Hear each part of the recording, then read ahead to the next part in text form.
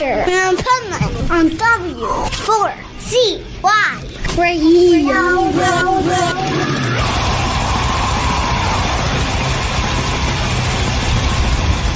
This is the Pipeman here on the Adventures of Pipeman W4CY Radio, and I'm very excited because I'm home from festivals, and I'm leaving for another festival, and so's this guest I have, and we talked last year, and we hung out at festivals, so I'm glad she's going to be at Ink.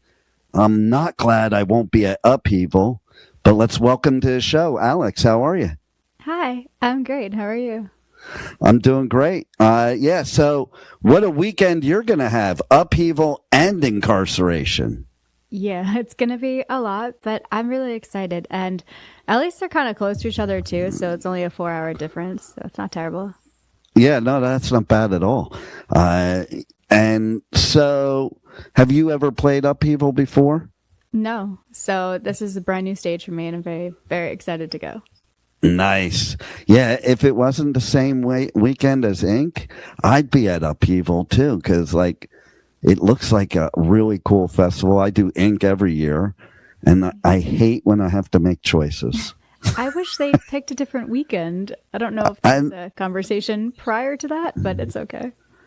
Yeah, it is pretty funny that nowadays it seems there's a lot of conflicts with festivals, and I'm thinking, it might be smarter to separate them so everybody goes to both.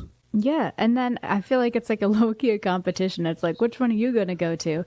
But I know a lot of the bands from Upheaval are going to Ink too, so it's kind of like, it makes sense for the bands, I guess, but also, I mean, there are a lot of people that now have to choose which one they want to go to.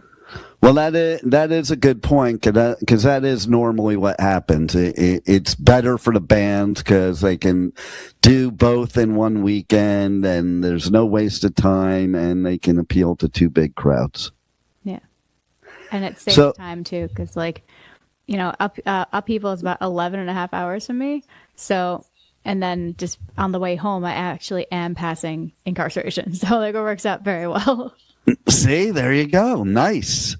So what are you most excited about for both of those festivals? Upheaval, I've played in Grand Rapids, I think 2 years ago now, so I haven't been there in a long time. So being back there is going to be really cool. Also, seeing Gojira and Jinger live is going to be insane. So really excited for that.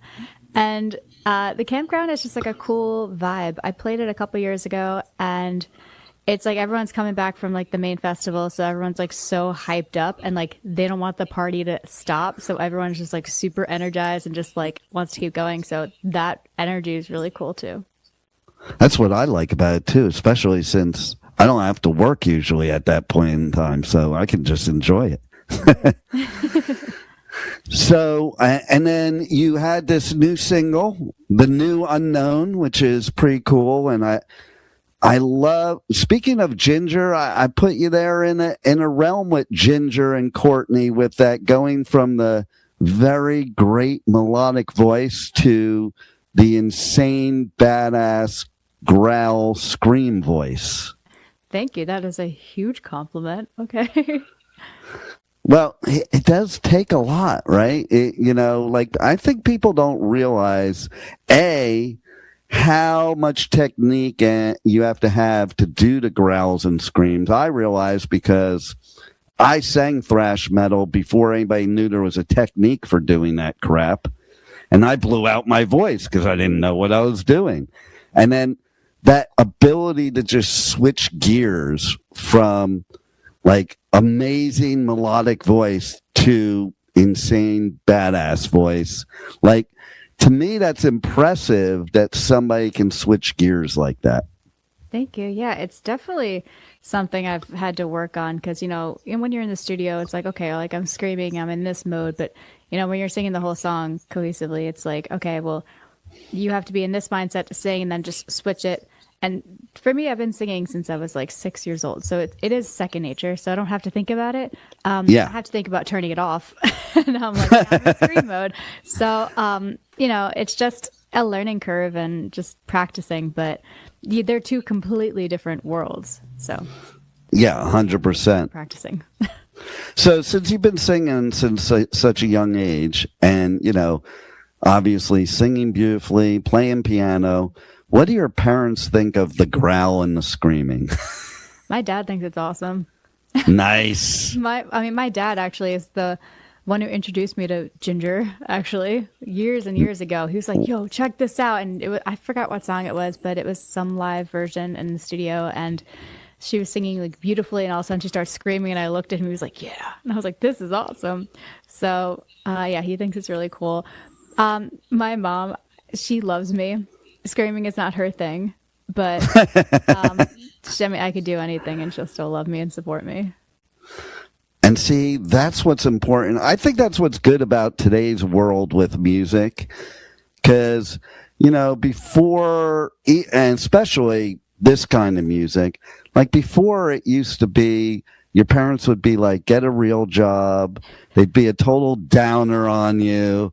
I remember, when I was playing guitar and I was like experimenting, my dad would yell from the other room, you should give that up. You suck. And I probably did suck, but still, Yeah. But I find so many parents nowadays are so supportive and even helpful with it. Like we even had here at the radio station, like these teen shows several years back, and they were all artists, but they were teen artists. And their parents were like so supportive. Now, of course, some of them were like momagers too, but, fun. but that's still better than, get a real job and stop dreaming, because I don't think you should ever stop dreaming. No. And I think social media has a lot to do with that. It's people like take off on social media and become so famous and they get all this money and stuff. So it is a very, and it's not easy, obviously, but seems a lot more weirdly practical to do something like that. And I think, if a parent sees that their kid is talented, then they're like, oh, this is my ticket in. All we got to do is just post content, just keep going. So I feel like there's a lot more incentive for parents to be supportive of that, to be completely honest. But right. Yeah, I am forever grateful. I spent my whole life performing and I did theater first before I took on my own project. And I mean, my parents came to every show, drove me to every rehearsal, every show that I ever did. So they just knew that I physically cannot. I mean, I'm a makeup artist too, so I do that. But in terms of being on stage, it's just where I'm meant to be. As cheesy as that sounds, I can't go through my life not performing. And I don't even think that's cheesy. What I do want to clarify with the audience is, even with that feeling too, people think, oh, you have to be this extreme extrovert to do that. And most of the artists I know are introverts. And when they get up on stage, they're just in a zone. It's not you're not even really present sometimes. It's like an out-of-body experience. That is the best way to describe it, because it is. I mean, even when I was on stage for Ink, I got up on stage, this crazy crowd, and I was just having the time of my life. And I got off stage and I was like, wait, what happened? I just blinked. Right. It was over. And then, I don't know about you, but I know a lot of artists do, and even myself as a radio person and as a professional speaker, that every time before I get out on stage, even after all these years, I'm super nervous until that mic goes on. And then, I'm in a different, there's a switch in my head that just changes. I don't get nervous. See, that's great. It's funny. I was talking to someone about this, talking about being nervous. It's this is my own music. I wrote this. I'm very comfortable with it. I could understand people getting nervous, being in front of people, but I've done theater my whole life, and getting on stage in front of hundreds of people where they know the show, they have a preconceived notion of what this certain part is supposed to sound like, and there's just more eyes on you, and there's a lot more pressure in that sense. And I learned from a very young age how to get rid of that. But when I hear my intro before I go on stage, I get so excited, and I just jump up and down, this is so cool. This is, seeing something that I didn't think was even possible to do, and I love it, that I've somehow managed to get here. I get amped up right before I go on. Well, I'm going to fill in the blanket of somehow. It's your attitude and your love for it and being a true artist. I think that's how you got here. Because I think the people that set out to be rich and famous rock stars, they're the ones that fizzle out and don't really make it there. Because they don't have a dedication to the music. They have a dedication to where they want to be in the music. And I think that's a big difference. Yeah, no, I definitely agree on that. I mean, there's people that just want to be famous, and there's people that want to be artists and, be, I guess, inspiring and, have a little bit more depth than just, I look cool, I'm a rock star, Right. And that attitude does not fly. I'm just like, okay. No, it sure doesn't. And I want to also point out that you brought up about the theater, and I totally agree with that. That's why I wanted to focus on it, because, I went to New York Academy of Dramatic Arts, and, there is and I also lived in LA. There's a very different, I don't know, call it professionalism to doing live theater than even, acting in Hollywood, and, my hat's off to anybody that does theater, because I think of all the performing arts, I think that's the one where you're held up to the highest standard and you better be good. Oh, yeah. I mean, I started performing professionally in New York when I was 11. And I mean, it was, I was a child, but still, you have to come in with your lines memorized. You have to make sure everything is perfect every show. You get notes after the show. And if it's not right, they have a conversation with you. And I always used to get in trouble because I didn't project enough. I'm like, right. I was like, just make the mic louder. But, and even if you didn't have good energy on stage, they'd be like, how are you? Whatnot. But there were definitely kids that have gotten fired because they didn't have enough energy on stage, or they forgot a couple lines here and there. So it was a stressful but fun environment. I never realized, the professionalism at a young age, but now I'm I just felt like that was a normal thing. So when I would come into rehearsals later on in life, even when I did my community college shows, I came in, I was I have my lines memorized, everything is done and ready. And some people were just kind of more just chilling. They're and I'm what's going on? No one, you got to have everything perfect by the time you get there. So it was just a very different mindset I have. Well, and see, that's why you're going places, because it's in you. It's not even something you try to do. Yeah. Second nature at this point. Exactly. And you're a fan too. That's another thing. I found out hanging out with you is you're a fan. And I think that's so important. The best artists out there are fan first, artist second. No, I love it. Yeah, I remember we were just running around and we were seeing, I think it was Falling at a Verse was the headline for my day. And we were just vibing out. And that was so cool. No doubt. So I really hope, because I have had the experience, I hope you get side stage for Jinger. Because I'm going to hopefully do that. Oh my God. What was cool when I was side stage for Jinger is not only just seeing her in action up close, but seeing the crowd and the, just how it looked from that perspective for a Jinger show. I'm definitely going to have to run because my set is from 4 to 4:30 and they go on at 4:45. Oh my God. It's fine. I have enough time, but I was thinking it now and I was I need to see a layout of the map to be okay, so I can get my shit back where it needs to go and then I can just run to where I need to be. So I will see them regardless. You should have somebody that's with you, film that. That would be a great, Instagram or TikTok. You running from your set to Ginger's set. Thank you so much. Bye. Run. See, it would be so fun. So, what else do you have going on after that? So, in the process of working on a couple shows for the fall, writing new music, and just keep going. It's kind of, music shows tour, kind of that whole cycle. But and what would you say is your favorite part of doing the music? I mean, being on stage, that is definitely my favorite part.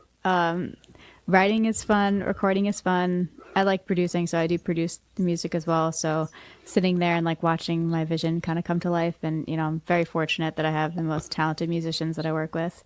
And they just really like bring everything to the next level. So it's a really fun process to see that. But of course it's tedious. Like I track my own vocals and I will edit and comp my own vocals, and hearing myself for like 6-7 hours, I want to, you know, bash my head against the wall because I just get to the point where I'm like, I breathed weird in this section. I have to redo it. And it's like, oh my God, no one cares. Plus I'm going to cut that part out anyways, but I know exactly what you're saying, because that's why I don't edit my own interviews. Okay. Because I have, and I'm very good at it, but you know, being that same type of person, it'll take me like 3 days to edit a 15-minute interview, because I'll be like every little thing. And like you said, nobody really cares. So it's like, okay, I'll let somebody else do it because it'll drive me nuts. Like I'll pick out and we're our own worst critic anyway, you know? So like you're picking out things that people would never even notice. Oh yeah. No, I get to a point where after like, I don't know, hour 8, I just go, fuck it. I don't care anymore. Leave it. It's fine. Like I start to get to a point where I just like accept it and tap out. But right. Yeah, even like listening to like mixes and things like that, I definitely have to step away for like a week at least, just to like clear my head, come back in with fresh ears, you know. There you go. Yeah. And I do want to say too that because it's something I'm all about too, but I love how you're so consistent with the brand of your look, even your background for this interview. Like it just all goes together. And I had blue hair for years and everything had to match like that. See, there you go. I love it. I love it. Like, and I was the same way. I would have a blue one of these, and my sunglasses always had to be blue. When I changed my hair to red, I changed my sunglasses. Like I was always like that. It was like everything had to perfectly match, and I'm still like that, but my hair's not blue anymore or red yet. I was like, you should do it again. You know what I was thinking of doing though, actually? I've been thinking about it for a long time. Remember when Billie Eilish had the black with the green up here? Yeah, it was like the green roots and then the black. Yeah. I was like, that's pretty badass. I think I've been saying it for years. I think I'm going to do that. And I haven't. Yeah, maybe that's a good idea. You know what? I just might do that. Nice. I love it. Because that is sometimes how I get my ideas, because I used to have the mohawk, faux hawk with, blue on top. And then one day I was at one of the festivals, and then in watching Five Finger Death Punch, I'm like, maybe I should put the blue down below. Because he had the red down below in the dark. And I'm like, that looks pretty cool.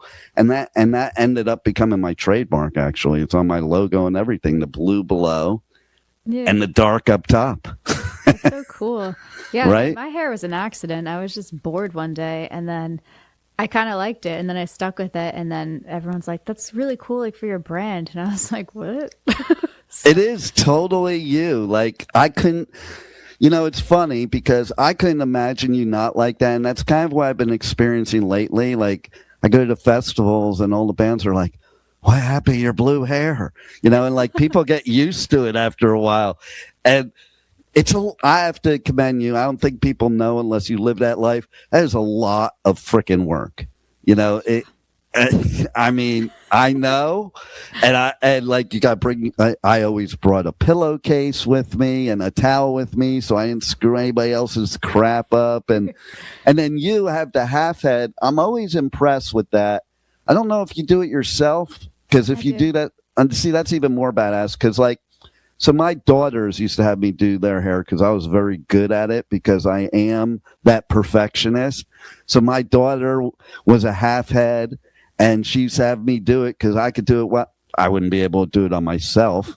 But, and that's what I'm saying. I'm like, I mean, because I am like very symmetrical. So the fact that your half head is like perfect blows my mind. Because I'm like, I wouldn't be able to do that. So I have my friend, she bleaches my roots for me. And then she'll part my hair. Every now and then I have to part it myself. And I dread that with like a burning passion because it's really, obviously I can't see the back of my head. But exactly. She'll part it. And she always tells me this is the worst part of her week. Because she'll be like, it's moving. And then, I mean, I mix a bunch of colors to get the right shades that I want. Like this, I use a yellow, an orangey yellow, and blue.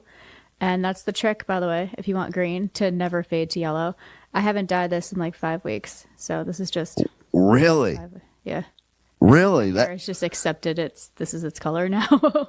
That's wild, because it does matter which color you use. I found that out like early on, because I used like pretty much every brand out there. And like I used to use the Pravano, and it was really, really good till it wasn't. They changed the formula. Is that what happened? Because that's weird. Okay. Yeah, they changed the formula, and so it started fading out really quick. That's why I stopped using it, because like it really sucks when it only lasts like a couple weeks. So the fact that yours lasts and still looks that bright at 5 weeks, that's incredible, because most of them are not like that, you know? And I know that, and you know that, but I don't think the rest of the world knows that. You know, it's definitely trial and error trying to find the right combination and the right dye. So I use Arctic Fox. I've been using that for 5 years. That's what I switched to. Yeah.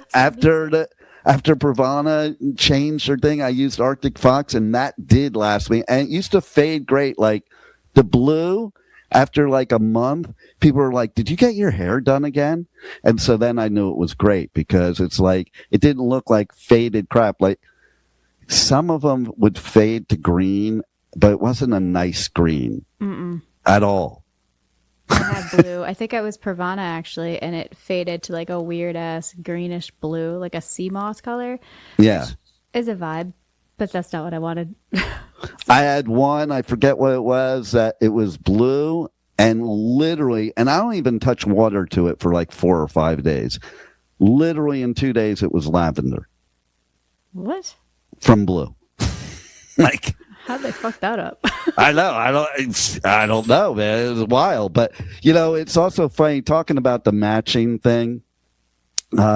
So when I first got my hair blue, I also had to get a new car. So 2 days later, I was shopping for a new car. And I went to the Lexus dealer, and I saw this car that was the same color blue as my hair. And I bought it just because of that. You're like, it's a sign. Yeah, I got to get that. So now I have a lime green Jeep. And so that's why what I'm talking about would match the Jeep. I haven't matched my vehicle in a while. That would be cool if I had, because I have a Bronco. That'd be cool if I had like the green with like maybe like the stripes on it. You know, they have like the vintage ones for the new Broncos. There's different like limited series where they have like a racing stripe around the side. That would be cool. Well, you should do like tan, which I like. Yeah, so I was going to say you really should get it painted and make it half and half like your hair. I should do that. Actually, I lied. It's not tan. It's like a sand gray. If that makes any sense. So it like looks like very militaristic vehicle, which I love. Yeah. So. There you go. Well, that's cool. Is there anything we want to talk about that we haven't touched on yet that the listeners need to know, besides tell them how to reach out to you, get your merch, get your songs, find out all your tour dates and all that? Yeah, so everything is going to be at official Alyxx, ALYXX.com. I do have a Patreon where I've been just posting a lot of like cool, fun behind the scenes stuff from my tour. I have like little teasers for new music, and you guys will find out everything first for shows and that kind of stuff. I just started a subscription on Instagram, actually, where it's like a less professional version of like the Patreon, because that like I'll put together like, you know, videos and funny like compilations and things. That's going to be more so like just like some fun everyday things, like me dyeing my hair, things that don't really have to do with music, so to speak, so me more personally. So that's a new thing that I just did. So nice. And do you have a TikTok that is your most embarrassing TikTok? Anything from like 2020 to 2023. And what made it embarrassing during that period? I was like trying to be a TikToker, and I get notified on TikTok that it's like on this day, like 2 years ago. And I was just like trying to like keep up with the trends and do this stuff. And it was just so cringy. And I don't have the heart to go through and delete all of them, just because if you delete something on TikTok, you'd have to scroll all the way back down again. And that is so time consuming. Oh my God. You're speaking my language, because I'm dealing with that with Instagram now. Yeah, Instagram got weird. For some reason, if I like try to scroll on my page, it's like it scrolls for a second and then goes back to the top. So that's what happens to me. Like, I'm going through my whole thing, deleting old posts that I really don't want on there representing me anymore, and is so frustrating because, like, I've had Instagram since it first came out. So it's like I'm scrolling, and I do one, and then it's back to the top again. It's like it takes 10, 15 minutes just to get back to where I was. What I've been doing, which is weird, I have an artist page for my makeup because I'm a makeup artist and I like freelance and whatnot.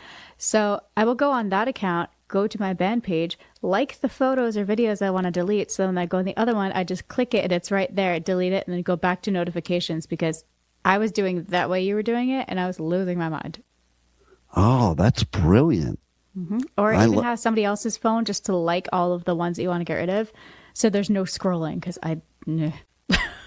I'm telling you, like I was doing it for like hours, and then I'm like, okay, I'm done. Yeah, it took me about like a half hour to be like, fuck this. I was like, I have no idea. Exactly. Well, it's been a pleasure talking to you again, and I'm so pumped you'll be at Incarceration. I'm totally bummed that I won't be at Upheaval for you there, but it is going to be a blast. And I do last thing I want to say too, the fact that you're a makeup artist, I can tell you, like, you're badass at that too. Now, my mother was one of those people that was very, very into glamour and makeup and stuff. And she put that as more important than anything. And she was also the most critical. If she looked at another woman and she was like, oh, what are they doing? She would look at you and she'd be like, she wouldn't even say anything. You'd have to change anything. She'd be like, you should be my daughter. Oh, thank you. So you keep rocking your badass artist self, because you are an artist in every sense of the word. And hopefully we'll get to hang out at Ink. No, definitely. Thank you so much. This was so much fun. My pleasure. Thank you for listening to the Adventures of Pipeman on W4CY Radio.